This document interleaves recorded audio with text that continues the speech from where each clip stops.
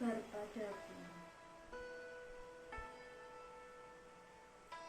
Kalau aku memecahkan piring atau menumpahkan sup di meja karena penglihatanku yang berkurang, aku berharap kamu tidak memarahiku.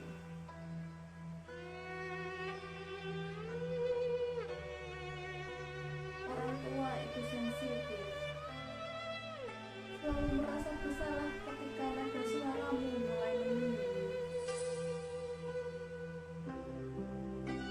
Ketika pendengaranku memburu dan aku tidak mendengar apa yang kamu katakan, aku berharap jangan memanggil aku dulu. Tolong ulangi apa yang kamu katakan. Atau tolong tuliskan saja. Maafkan aku, anakku.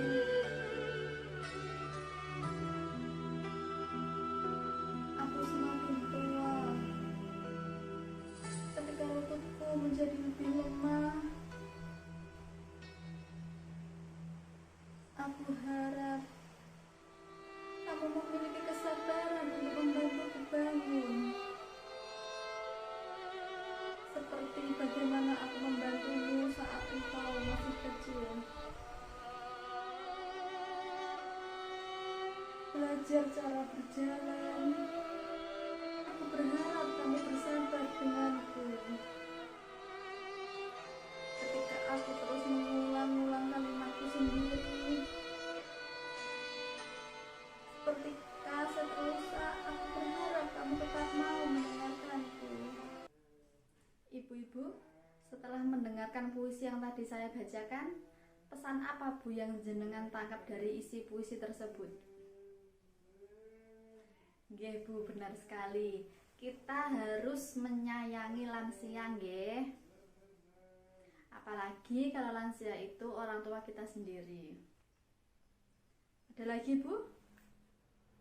Ya, karena kan lansia itu kan kembali seperti anak kecil lagi.